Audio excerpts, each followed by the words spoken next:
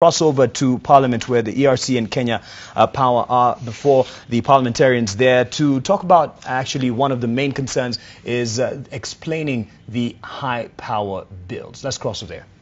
We are in a regime where we are getting the correct meter readings and billing immediately, and we've seen a lot of those complaints reducing. But we are still opening up ourselves and saying that should you still be having any query on your billing, we can be able to look at it. And are you still having those private people? I don't know whether they were selling tokens or what they were doing in your place. There were about 5 farms. Are they still operational? No, currently we have only one, but what we've done is that we've now provided a number which is purely straight to Safaricom, 88880 for prepaid customers and 88888 for postpaid customers. This one doesn't have to go through a vendor. Yes. When you procure any tokens or you pay through us, it goes directly to Safaricom. And I think you can bear me witness that now we are efficient such that if you are paying on this new channel, you actually get your tokens faster than the Safaricom response. Could you do something? Can you do more advertisement on those numbers? Yes. For customers? Yes. To see it. But you said you are left with only one gentleman or one company for this token business.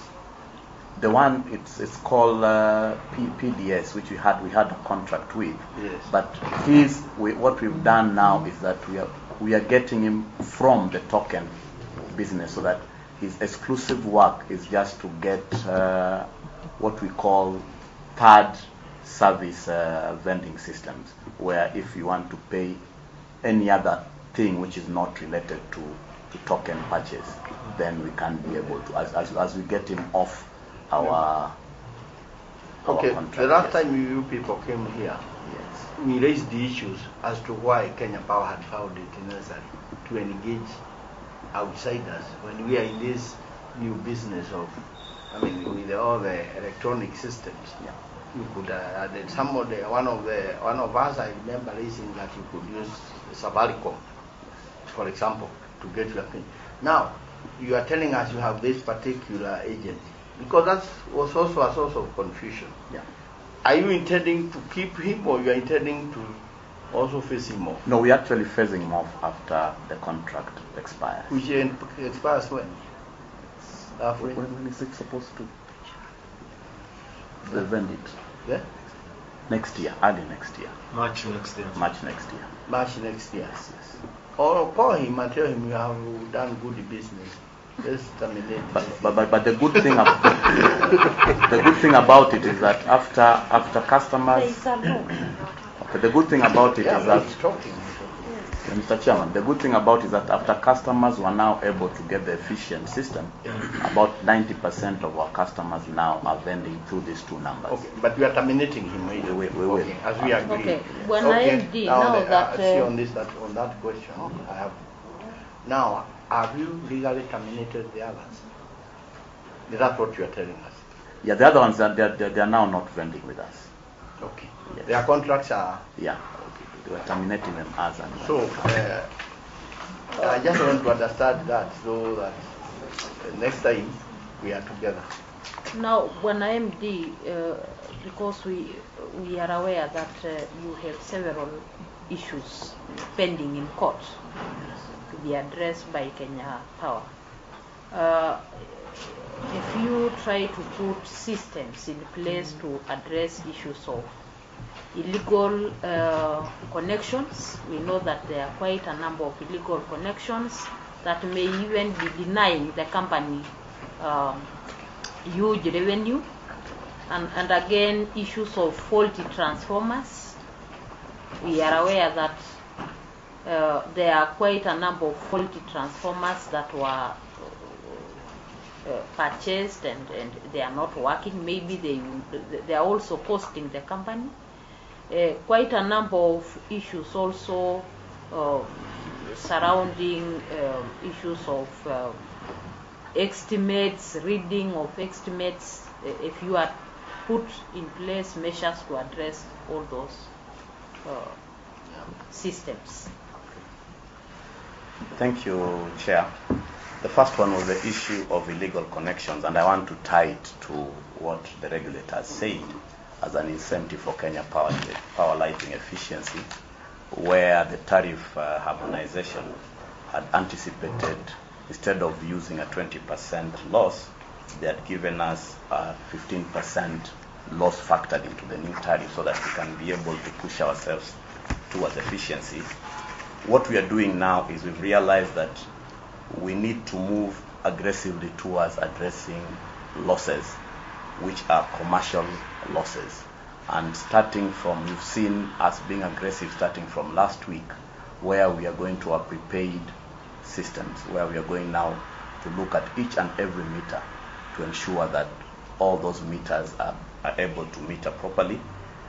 That is one of the initiatives that we are doing. On illegal connection, you've seen a lot of our efforts with the support of administration to go and get people who are illegally connected. You've seen a lot of arrests that we are doing and combing, especially on areas which are very vulnerable towards these losses. And you'll see a lot of this going through so that we can be able to bring down our losses to the levels that the regulator will want us to do.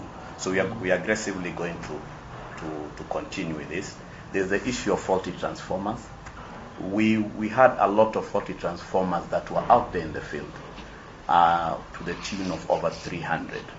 But over the last 1 month, we've been able to reduce it to as low as less than 40 as I'm speaking today. By replacing them? Yeah, by replacing them. Have you paid for those transformers? Yes, we had paid for those transformers, and those transformers may not have faulted basically because of faults of the transformer themselves, but the infrastructure that has been brought about by some of these illegal connections, and some of them were vandalized. So you find that a transformer may have been brought in, which is a good transformer, but when it is put up on the pole, people come and vandalize the oil, and the moment there's no insulation in the oil, the transformer fails. So this story is about 40 transformers that you had bought and paid for are not true. 40 transformers, because what we have as a company is that when we buy transformers, we have a robust system which can be able to sample transformers as they come in, so that we can be able to know the transformers that have defects as they come in. I understand all that, but I'm saying, I think you are private to what I'm talking about. But Chairman, to help him, I think because that matter is in court, that's with the due respect, let's leave it, please. Sawa. Yeah. But possibly, PS. Yeah, but okay.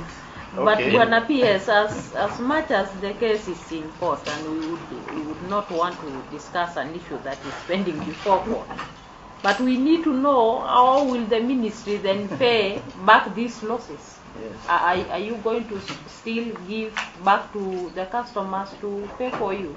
Because we need to know whether. It's already there. Yes, it's 15%. You have mentioned that it's 15% losses. Actually, Chairman, how do you intend to get back that money? What will happen, Chairman, is that whatever they're using in the operational maintenance, that is way and above what is approved, it will reduce the bottom line. They'll have to absorb it as a company. We absorb it as a company. So it's upon us then to be a bit more efficient so that we improve on our bottom line. You only did 1% from, you said from 14 point something to 13 point. 14.9 to 14.9. It's really, in terms of energy, it's a big cost. It's a big cost. Yes.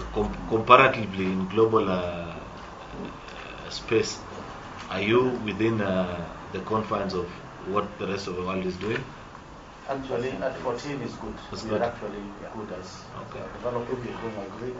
It's a good one. It's actually too tight for them, but they have to work. You really wiggled your way out of it. If I may, there has been also the issue which was raised in our Senate regarding concrete poles for us, wooden poles. And which way are you going as a policy? What is informing this replacement? Yes. Because every other day we are seeing people replacing even new poles Yeah, concrete. putting in place other ones. So what is informing and what is the cost? I think that one, Chairman, is not really a policy issue. It's because policy-wise, I would say there are some areas which require concrete poles, particularly areas where there is a lot of ants and the marshy areas. You start benefit if you use concrete poles because of their lifespan and also they are resistant to water. In fact, concrete even gets better. So in marshy areas, in other areas where there are a lot of ants, then you protect the system by using concrete poles because you have a better life. Secondly, the issue of environment.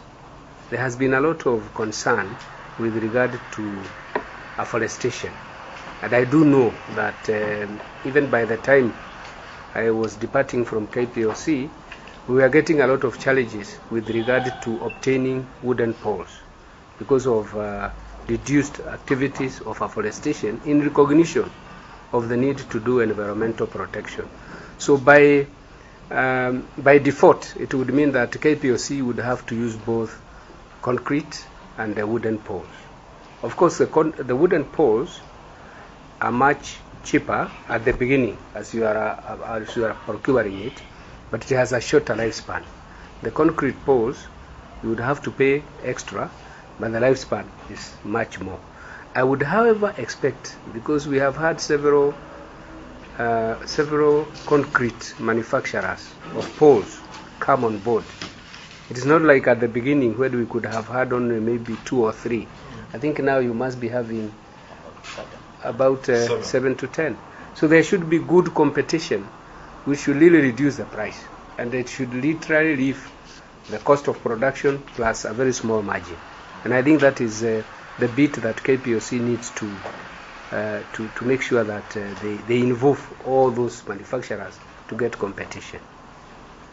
Do you foresee a time where you'll be moving underground? Actually, we should move more underground, especially in urban areas and peri-urban areas. And I do know we have had some projects, like in the CBD, most of the system is underground. We had planned to do quite a bit of Upper Hill, Westlands, Kirimani, all those areas because of the upcoming activities and also because of the density of population. It helps